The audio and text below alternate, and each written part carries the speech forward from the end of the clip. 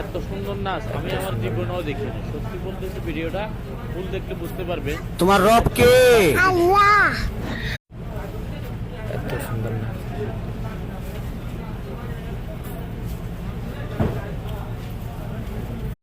বিদেশের বাড়িতে কি একটা কষ্ট যারা থাকেন। এই যে গরমকালটা আইছে, আপনার 52 সেন্টিমিটার আপেল মার্কা একটা ব্লুটুথ কিনছি। আপেল, পুরো আপেলের অর্ধেক সহ। এই যে এটা এখন খুলতেছে, তার মানে এটা খোলা। এই যে দেখতে পাচ্ছেন, আমি আর চাচাই লুকিং করতেছি, অন্য কোনো কথা না। আমি আর চাচাই কি সমস্যা কি খুলে ভাই? আরে ভাই কোয়েল না, ব্যবসা বাণিজ্য যে পরিস্থিতি ভালো লাগে এরপর আবার কাম কাজ রেডি।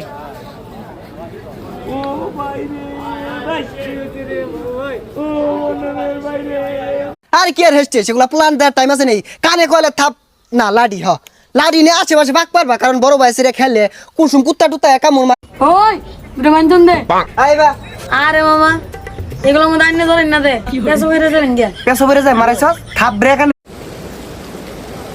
হ্যাঁ আর উড়া লাগবে না, বহুত হয়েছে আর উড়াচ্ছা।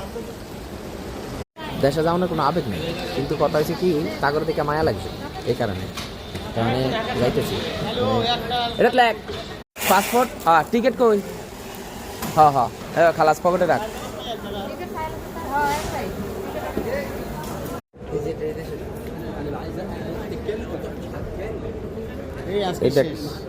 খুব সুন্দর দাদা তোমার একটা সত্যি কথা।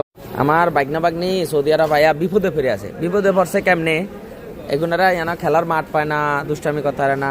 আর ওই যে এখানে কিভাবে লেমন টি করে এটা দেখাইতেছি।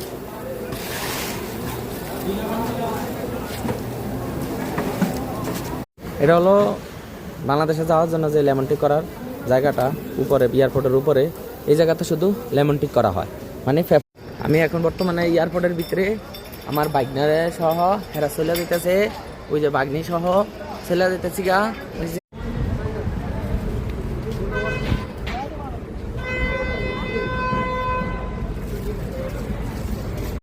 নিজের ভিডিওতে নিজে টোল করলাম, কেমন হইল?